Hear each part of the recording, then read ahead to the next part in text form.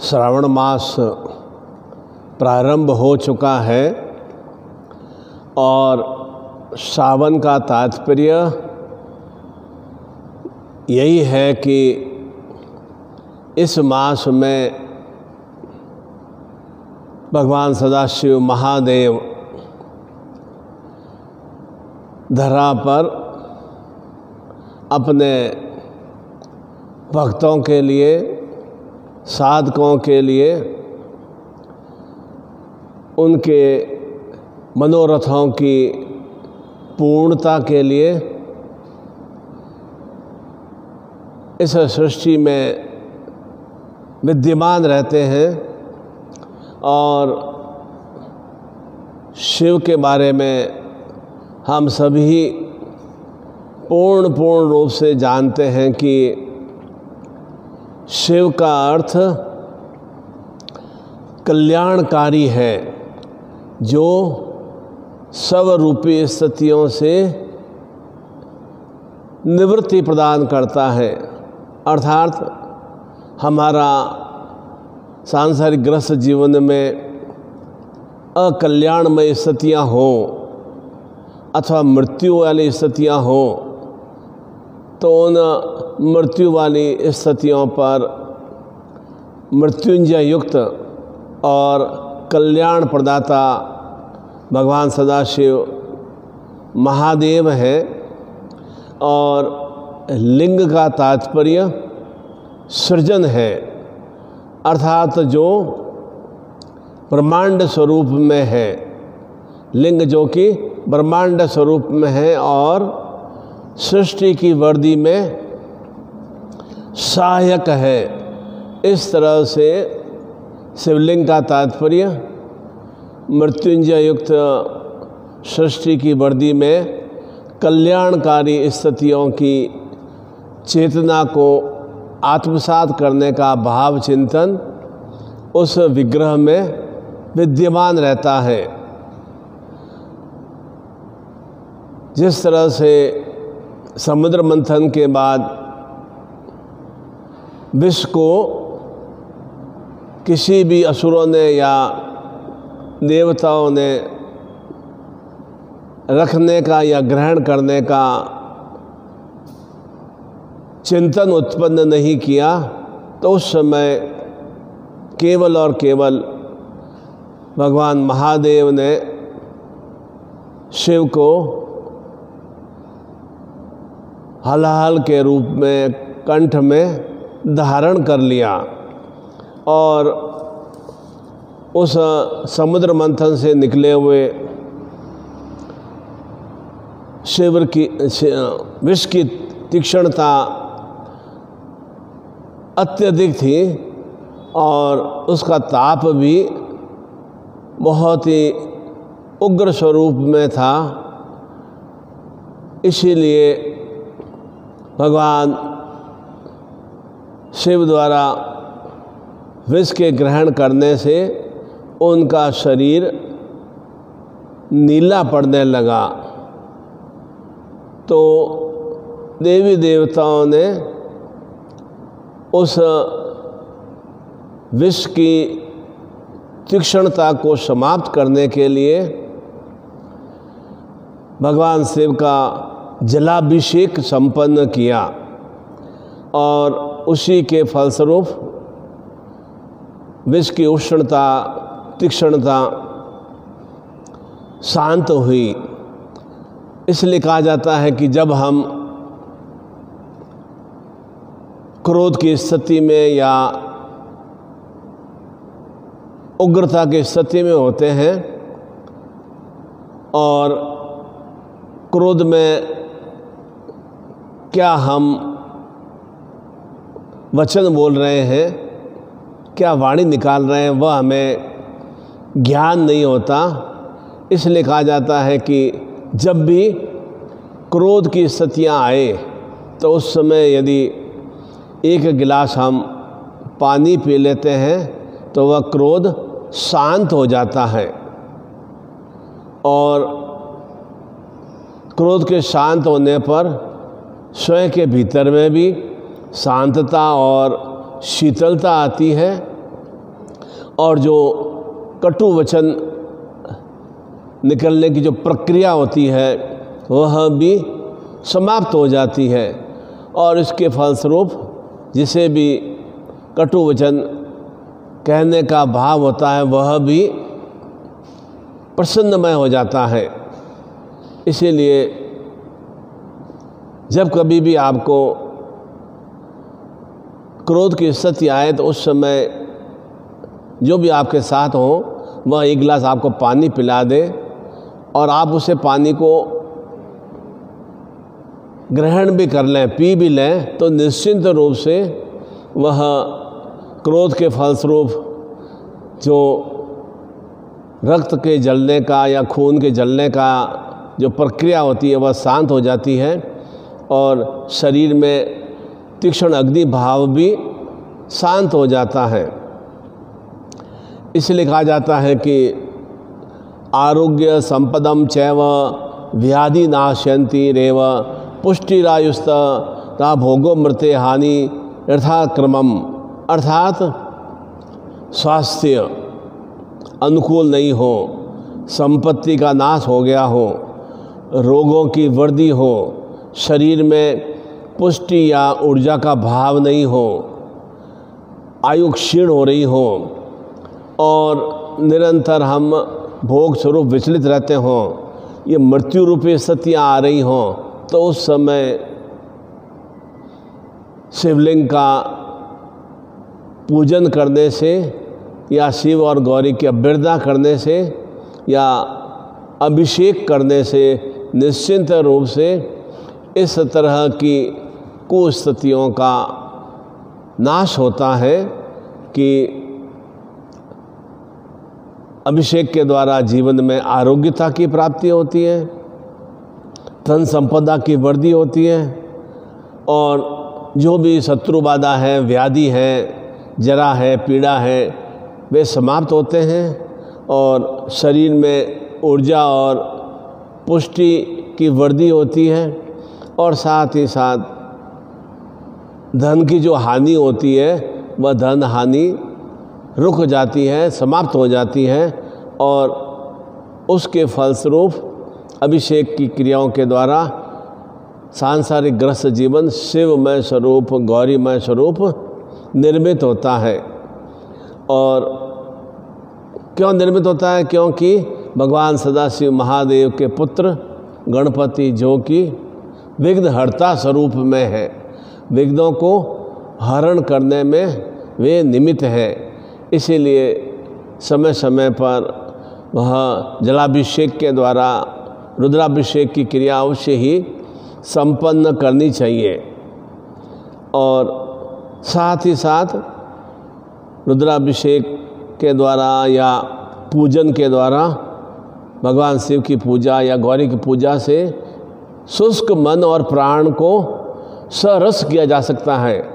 अर्थात मन के भीतर में शुष्कता है, कुछ भी आनंद नहीं लग रहा है, हर समय व्यथित और परेशान से हैं, मन में अनगल विचार आ रहे हैं या अपने जीवन को समाप्त करने का या मृत्यु के भाव आ रहे हैं, तो ये इस तरह की शुष्कता रूपी जो स्थितियाँ होती हैं वे स्थितियाँ समाप्त होती हैं और जीवन में एक सरसमय, आनंदमय और सजीवमय स्थितियाँ, जो निर्जीवमय स्थितियाँ होती हैं वे समाप्त होती हैं और सजीवमय, निरंतर सजीव का तात्पर्य जो निरंतर क्रियाशील है, तो उसके भाव के फलस्वरूप क्रियाशीलता का विस्तार होता है। इसीलिए शिव को मंगलदाता कहा गया है, अमंगलहारी, अर्थात वे अमंगल को हरण करने वाले। हर हर महादेव का भी तात्पर्य पापों को हरण करने वाले, इसलिए भगवान शिव को मंगलदाता भी कहा जाता है और जीवन में निरंतर कल्याण तत्व की वृद्धि होती है। साथ ही साथ ताप, रोग, विष रूपी जो कुस्थितियाँ होती हैं, संताप, कष्ट, बाधा, पीड़ा, अनगल प्रलाप या कार्य व्यापार में हानि, ये सब संताप रूप स्थितियाँ हैं। ये निरंतर अनेक अनेक हमें, संताप का मतलब रोग, ये अनेक अनेक जीवन में कष्ट प्रदान करते हैं। इन कष्टों का नाश भगवान सदाशिव महादेव की पूजा अर्चना, व्यर्थ आराधना संपन्न करने से इन विषम स्थितियों से हमें निवृत्ति प्राप्त होती है। इसीलिए श्रावण मास में दारिद्र्य नाशिनी शिवोम लक्ष्मी की पूजा आराधना, मंत्र जाप, अभिषेक और दीक्षा हम संपन्न करेंगे। दारिद्र्य नाशिनी अर्थात दरिद्रता किस किस रूप में? निरंतर हम कुविचारों से ग्रसित हैं, भीतर में आलस्य प्रमाद का विस्तार है, कार्य में मन नहीं लग रहा है, एकाग्रता का अभाव है और जीवन में कोई खुशी या प्रसन्नता नहीं आ रही है, या अनेक तरह के दुख, व्यथा, परेशानियों का विस्तार होता जा रहा है। ये सभी सांसारिक ग्रस्त जीवन को पूर्ण रूप से दरिद्रमय बनाने की स्थितियाँ हैं, जो जीवन को जीर्ण शीर्ण करने वाली स्थितियाँ हैं। व्यक्ति संसार में जीवित तो अवश्य रहता है, परंतु ये सब स्थितियाँ होती हैं तो वह अनेक अनेक तरह की दरिद्रता से युक्त हो जाता है। इसीलिए यह दारिद्र्य नाशिनी शिवोम लक्ष्मी दीक्षा आत्मसात करेंगे इस श्रावण मास में। जब भी आपको ऐसा चिंतन महसूस हो कि पिछले काफ़ी समय से मेरे जीवन में इस तरह की दरिद्रता रूपी स्थितियाँ रही हैं, तो उसका विनाश हम सद्गुरु सानिध्य में क्रियान्वित कर सकें, जिससे कि जीवन में कल्याणमय स्थितियाँ, मंगलमय स्थितियों का विस्तार हो और हर रूप में शिव लक्ष्मी की स्थितियों से हम युक्त हों। इसलिए दारिद्र्य नाशिनी शिवोम लक्ष्मी दीक्षा हम आत्मसात करेंगे और इस दीक्षा को आत्मसात करने से सुखमय वैवाहिक जीवन में गतिशीलता आती है। क्यों? पति पत्नी में एक स्थिरता का भाव चिंतन आ गया है। जबरदस्ती हमें रिश्ते निभाने की क्रियाएं करनी पड़ती हैं। पति की तरफ से भी पत्नी को इतना प्रेम स्नेह की प्राप्ति नहीं होती, पत्नी द्वारा भी पति के प्रति जितना एक समर्पण और श्रद्धा का भाव होना चाहिए वह चैतन्य नहीं हो पाता। तो निश्चिंत रूप से इस तरह की दीक्षा के भाव चिंतन से गृहस्थ जीवन में सुखमय स्थितियों की वृद्धि होती है और साथ ही साथ अखंड सुहागमय संतान वृद्धि और जीवन को आरोग्य स्वरूप में आयु वृद्धि के भाव चिंतन की भी वृद्धि होती है। अगर पति पत्नी आपस में ही स्नेहमय नहीं है तो मान लीजिए कि हमने अपने गृहस्थ जीवन में धीरे धीरे शुष्कता का विस्तार करना प्रारंभ कर दिया है। जीवन में निरस्ता, अवसाद, डिप्रेशन, अनगल तरह की क्रियाएं, क्रोध, उन्माद और धनहीनता, ये सब निरंतर एक नारकीमय स्थितियों का हम विस्तार करने की ओर गतिशील हो रहे हैं। उन नारकीमय कुस्थितियों के निवारण के लिए आवश्यक है कि यह दारिद्र्य नाशिनी शिवोम लक्ष्मी शक्तिपात दीक्षा को हम फोटो के माध्यम से या साक्षीभूत रूप में आत्मसात करें और जीवन को एक सजीव और नूतन दिशा की ओर क्रियाशील करें। भगवान सदाशिव महादेव ने अष्ट आभूषणों से युक्त हैं। वे अष्ट आभूषण क्या हैं? चंद्रमा, जो कि मन की स्थिरता और आदि से अंत तक, अनंत तक का प्रतीक है। चंद्रमा मन की स्थिरता, मन को एकाग्रचित रखने वाला और आदि से अनंत तक का विस्तार करने वाला। न तो इसका कोई प्रारंभिक ज्ञान है और न ही समाप्ति वाला भाव है। ऐसी ही भगवान शिव के वृंदा करने से चंद्रमा की चेतना से हम युक्त होते हैं। त्रिशूल, जो कि ज्ञान, इच्छा और पूर्णता स्वरूप त्रिशक्तियों को धारण करने का प्रतीक है। त्रिशूल के द्वारा ज्ञान, इच्छा, सुज्ञान की प्राप्ति, इच्छाओं की पूर्णता को हम आत्मसात कर सकते हैं, जीवन को आनंदमय बना सकते हैं। ये त्रिशूल के माध्यम से जो भी हमारे अज्ञान है, जो हमारी विषमताएं हैं, जो हमारे इच्छाओं की पूर्ति में बाधक हैं, उन्हें समाप्त करने में त्रिशूल सहायक रहता है। डमरू जो कि सृष्टि के प्रारंभ और ब्रह्मनाद से जीवन में गुंजरण का विस्तार करता है, अर्थात जीवन को संगीतमय आनंदमय बनाने की क्रिया डमरू के माध्यम से संपन्न की जाती है। और रुद्राक्ष जो कि रुद्र का ही स्वरूप है, जो शुद्धता और सात्विकता का भाव चिंतन का क्रियाओं की उत्पत्ति का विस्तार करता है। जीवन में शुचिता रहे, शुद्धता रहे और सात्विकता रहे, और साथ ही साथ जो जटाओं से गंगा अवतरित हो रही है वह अध्यात्म धारा का स्वरूप है, निरंतर निरंतर गति का भाव है। जिस तरह से नदी निरंतर निरंतर गतिशील रहती है, तो जीवन भी हमारा निरंतर निरंतर निर्विघ्न रूप से गतिशील रहे।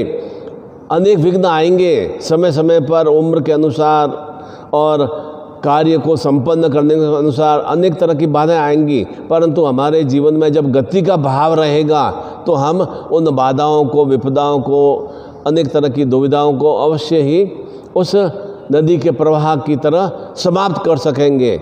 और साथ ही साथ तीसरा नेत्र जो कि बुराइयों और अज्ञानता को समाप्त करने के लिए हम निरंतर निरंतर चेतन जागृत रहें कि मेरे भीतर में कुविचारों की या बुराइयों का विस्तार नहीं हो, और साथ ही साथ मेरे जीवन में अज्ञानता के फलस्वरूप अनर्गल क्रियाएं नहीं हो। उसे समाप्त करने के लिए निरंतर निरंतर मैं जागृत रहूं, वह तीसरे नेत्र का भाव चिंतन है।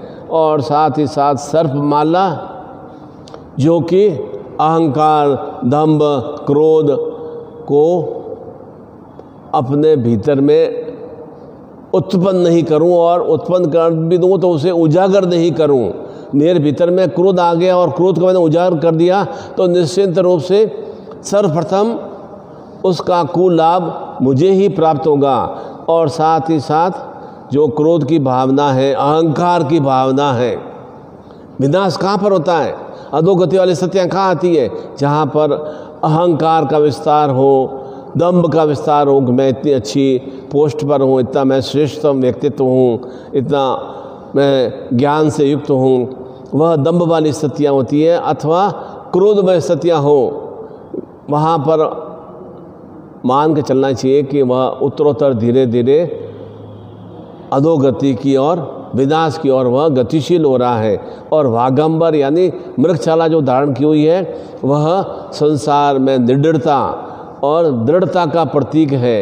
ये सब अष्ट जो उनके आभूषण हैं, चंद्रमा, त्रिशूल, डमरू, रुद्राक्ष, गंगा और तृतीय नेत्र, सर्पमाला और वागंबर, ये सभी निश्चिंत रूप से उन्होंने कुछ न कुछ साधकों के लिए, सांसारिक प्राणियों के लिए हित चिंतन प्रदान करने के लिए उन्होंने धारण किए हैं। तो हम भी जीवन में उस भगवान सदाशिव महादेव जो कि स्वयं ही सबके स्वामी हैं, माने या नहीं माने, मैं शिव की अभ्यर्थना करूं या नहीं करूं, वे हमारे स्वामी। स्वामी का तात्पर्य जो हमारा संरक्षण करता है, जो हमारा पूरा पूरा ध्यान रखता है, वह स्वामी होता है।